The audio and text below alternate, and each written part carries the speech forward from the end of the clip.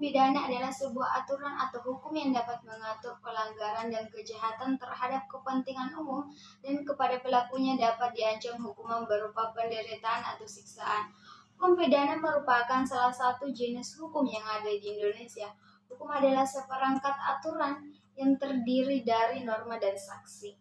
Hukum berkaitan erat dengan kehidupan manusia dan semua kehidupan manusia dibatasi oleh hukum, sehingga mengacu pada sistem terpenting bagi lembaga penegak hukum untuk melaksanakan berbagai kekuasaan penegak hukum.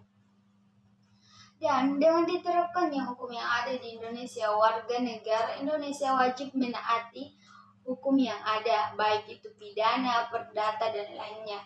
Dan hukum pidana juga sebagai bagian tersendiri dari hukum publik, merupakan salah satu perangkat hukum yang keberadaannya begitu urgent sejak dulu.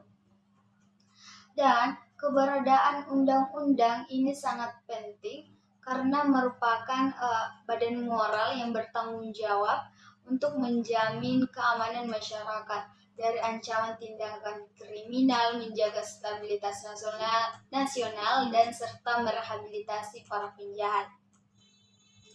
Dan ada pun jenis-jenis hukum pidana, yaitu pertama, hukum pidana substantif meliputi peraturan-peraturan yang menetapkan dan merumuskan tindak pidana, peraturan-peraturan yang memuat syarat-syarat terjadinya suatu kejahatan, dan peraturan-peraturan yang berkaitan dengan hukum pidana. Hukum pidana pokok diatur dalam KUHP.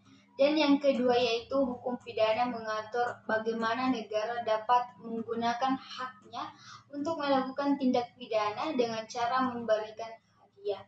Hukum pidana formil disebut juga dengan Kitab Undang-Undang Acara Pidana yang tertuang dalam Undang-Undang Nomor 8 Tahun 1981 tentang Kitab Undang-Undang Hukum Acara Pidana KUHP. Dan adapun yang ketiga itu hukum pidana umum, memuat ketentuan-ketentuan hukum pidana yang berlaku bagi setiap orang.